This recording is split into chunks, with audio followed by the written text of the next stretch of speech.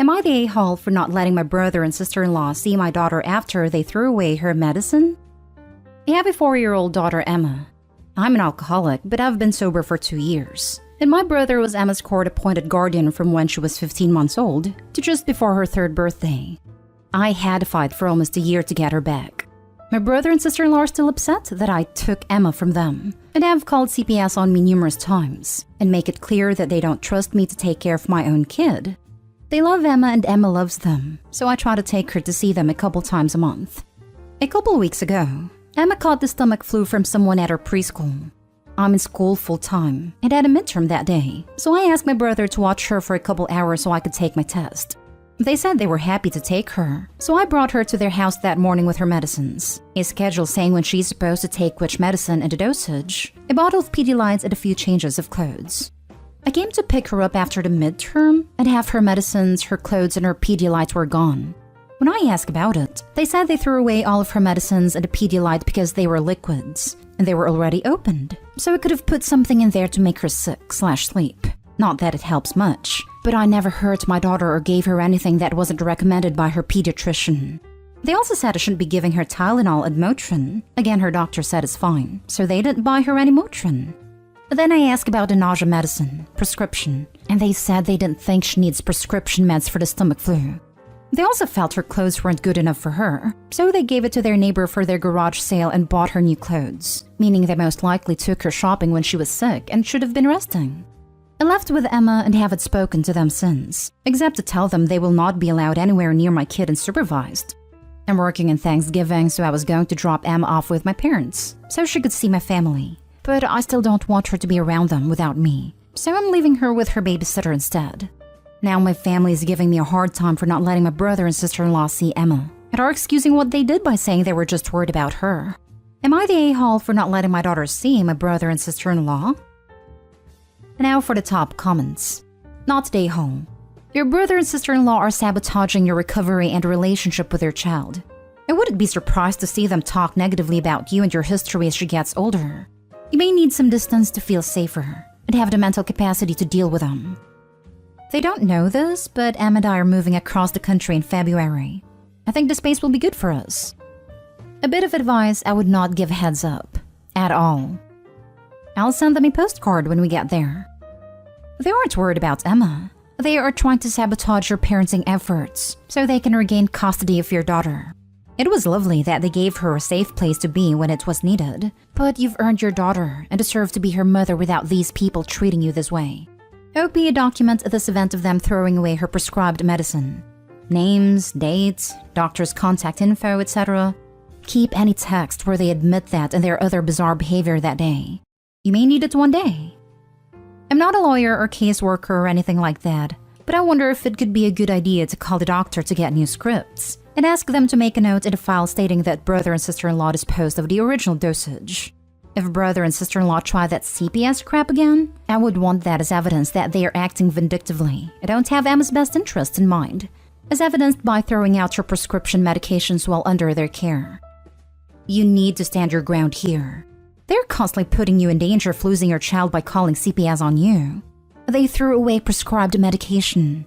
They're acting as if Emma is their daughter and undermining your decisions as a parent. They need to be cut out of your and Emma's life immediately. Next story. Am I the a-hole for letting my son keep his twins' ashes? We used to have 3 kids, Jane, the eldest, and Castor and Pollux, twins. Castor died unexpectedly about 5 years ago, and so we chose to have him cremated.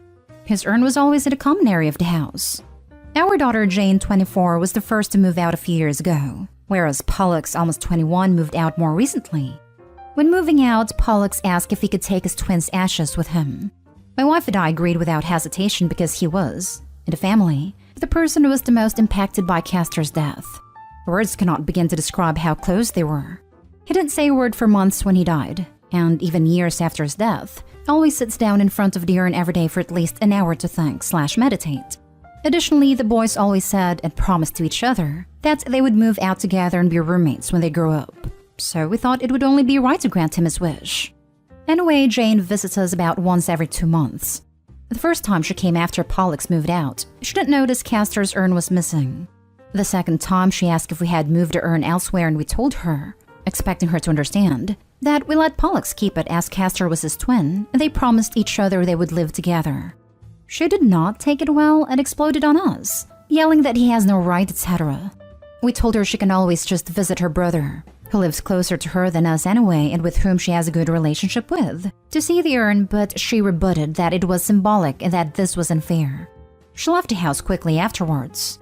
Now, Jane is sometimes prone to outbursts, so we weren't too shocked and still hoped she would just get over it. But now Pollux is telling us she's been fighting with him over the phone and calling him some nasty things I won't repeat. Some of the family members have suggested we just take the urn back home with us if only to restore the peace. But I feel like this is also about what Castor would have wanted. He wasn't expecting to die, so he obviously didn't write a will. But I'm 100% sure he would have wanted to stay with his brother. Even Jane agrees, but he's too dead to care. Jane either needs counseling or she needs to check herself.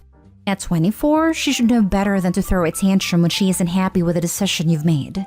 It sounds to me like she either has unresolved trauma from her brother's death, or lingering unspoken resentment about how she was treated as a child relative to her younger brothers.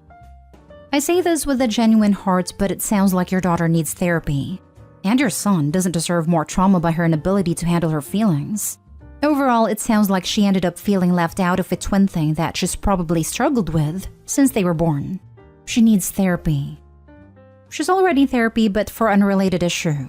She was in a mutually toxic relationship with her ex, and she's been working on her impulsivity. It's just that I do feel she has a right to be somewhat upset about this. Saying he is too dead to care crossed a line by a mile. That is unacceptable. Your daughter probably feels left out as the non-twin and with the three of you, parents and brother, making this decision without her input. He was her brother too after all. It would probably have been kinder to discuss it as a family. However, you're his parents and get to make that decision regardless of anyone else. Why not give Jane some of Castor's remains? When my mother-in-law died, all her kids received some of her remains in a necklace. Next story is titled, Am I the a-hole for warning my dad's girlfriend about his relationship patterns which led to her dumping him? I'm 16 female and my 45-year-old dad has this habit of dating college-age women and dumping them after like 2 to 3 years, then complaining about how needy and clingy they were. It's been going on my entire life and it really annoys me. Like, I feel like if he doesn't want someone clingy, a woman in her early 20s willing to date a guy who could be her dad maybe isn't the best option. It's seriously like he's allergic to any woman over 23. I've made half-jokey comments before about how I think it's creepy only dates women 24 and under, but apparently I need to mind my own business. Even though I live with him full-time, so the women he brings over kinda are my business, especially if he wants to complain to me about them when he dumps them for being clingy. Anyway, so about a week ago, he introduced his new girlfriend to me, and she's 21, but could easily pass for my age. Like she wouldn't be out of place in my high school. I don't know, it really bothered me in particular that day. So when my dad wasn't around, I told her that if she's looking for a long-term thing, she won't get it from my dad because he'll definitely dump her before she turns 24 like every single other woman he's ever dated. And then he'll call her a pathetic clingy mess behind her back. I didn't think she believed me, because at the time she laughed it off and said it was different with her. But I guess she thought about it, and she ended up dumping him yesterday and must have told my dad what I said, because now he's angry at me for interfering in his relationship. He also says he's hurt that I think of him that way, even though literally all I did was tell the truth. And I think if he doesn't want to be thought of that way, he should stop being like that. Now for the comments. You told the truth. If he's offended by it, perhaps he should change his behavior. I can't believe you told him the truth instead of lying because we're family. Also, your dad is a grade A creep OP. Jesus Christ. If I saw any of my friends dating someone that old, I would hold an intervention.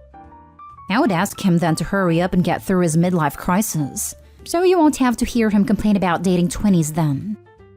Bruh, if he's been in crisis for like 15 years, we have bigger problems. Frankly, your dad's dating patterns sound predatory. I'm pretty liberal about age gaps generally, but if you only date substantially younger people and break things off once they're a bit older, it suggests you like holding a certain amount of power over your partner. And that's a glaring red flag. You were right to warn her about that. Yeah, this isn't like he happens to have dated a couple of really young women. He literally only dates college-age women. And there's been like 7 or 8 of them, not counting the ones I never met because I didn't date them long enough. I wouldn't be shocked if his Tinder is set to only women aged 18 to 22. Next story. Am I the a-hole for leaving my mom's early when her whole family took Christmas photos? Me, 16 male, and my mom don't have much a good relationship. They had a bad divorce after my mom left my dad for some guy when I was 7. And I only saw her once every 6 months because she got married then buys with her new family. Since last year, she wanted us to start talking more and seeing each other. I'd finally met my 2 half-brothers who were 6 and 4. Then her 2 other step-kids around same age as me. I'm only with her on weekends, and the last one they were doing Christmas photos they sent to the family. And I mean her husband's family and also my mom's. So like my grandparents, my aunts, cousins, etc. They had a photographer actually come. Everyone was dressed for it except me, and she told me it just wouldn't make sense if I'm in it since the pictures are also going to her husband's family side. But then I argued, well, our family side is getting pictures of his kids, so why does it matter? Like she said she wanted me to be part of their family when I started staying over since last year, but now they don't want me to include in their family photo? My mom told me it's not a big deal, and I just went upstairs while they did a thing. I don't know why, but it just made me really mad, but also sad. I didn't want to stay there for the weekend, so my dad came after sending him a text. My mom argued with him outside because it was only Friday, but I told her I didn't want to stay there if she doesn't want to include me in their family, and I'd rather go be with Dad. My mom is still mad about it. She says she didn't mean to treat me that way, but how I behaved after cutting out our time was mean, and that hurts her feelings. And I'm the a-hole for reacting that way basically. For me, it still hurts, so maybe that's why I don't see if I was wrong for cutting off our weekend short. Not the a-hole. Your mother is a terrible parent. She cuts you out of the picture, you cut her time. Simple. I'm so sorry she did that to you, and for how she treats you in general. And it's not like Mom couldn't have included him for some pictures. Like, damn. Cold-blooded.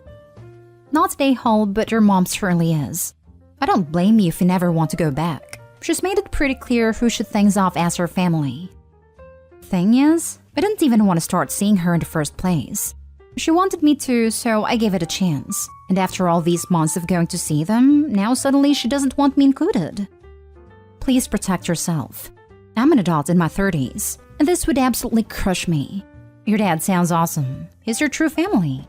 You two should have a fun Christmas photo shoot and send those out to family. I haven't always had a good relationship with my family. When my dad died, they did family photos without me and I was an adult.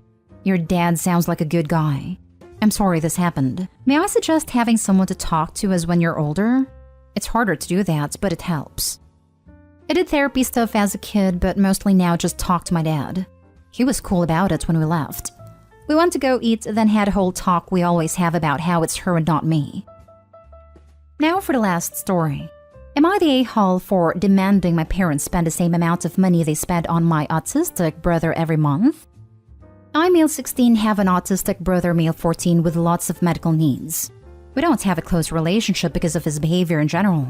And my parents who both work high-paying jobs have been focusing all their attention on him, which is sort of fine with me, by the way. Here's the problem. My parents were doing some calculating and looking at what they spend on my brother yearly, which was a lot. But they decided to increase their budget for him by dedicating about $400 a month to my brother. Thing is, my allowance is barely $100 a month. I found out and blew up at my parents and asked for equality, and to either split the money between me and my brother or make my allowance same as him. But they told me off explaining that my brother has medical needs and require doctor's appointments and medication that they need money for, while I'm perfectly healthy. I pointed out how unfair they have been, and how they were obviously playing favorites and causing me to resent my brother and driving a wedge between us here. But their argument that I should not hate my brother since the money goes to medication and whatnot, and not clothes and toys. After further arguing, my dad called me an overprivileged spoiled brat who had no right to demand anything from them, and that I should consider myself lucky I still get $100 allowance, when I'm perfectly capable to work if I don't like it so much. I'm now indefinitely grounded for demanding to be treated equally to my brother and pointing out their favoritism. You're the a-hole and entitled. Your parents owe you a shelter, food, clothes, and education. They don't owe you an allowance and luxuries. Your brother has medical needs. You have superficial wants. If you really want things to be equal with your brother, maybe you should take some of his medical issues so things could be fair all around. I completely agree.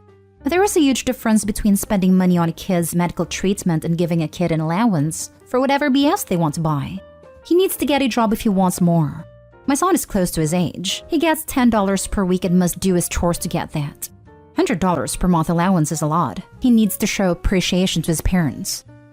I'm so sorry for you, Opie. It might be so difficult to have a cold heart. You don't care to not have much attention from your parents. Well, you would be totally entitled to share this feeling. But you were so upset to not have your $400 allowance a month. In what world do you live in? Don't you see that this is not an allowance for your brother but medical expenses? Tell me how much of the $400 your brother is spending for fun things. Pretty sure that your brother will be happy to do without going to the doctor regularly, but instead having the same life as yours. Be a good person, have some empathy for your family, and don't be a greedy person. Jeez, you are only 16 and you already place money over feelings. Need money? Get a job. By the way, you're the a-hole.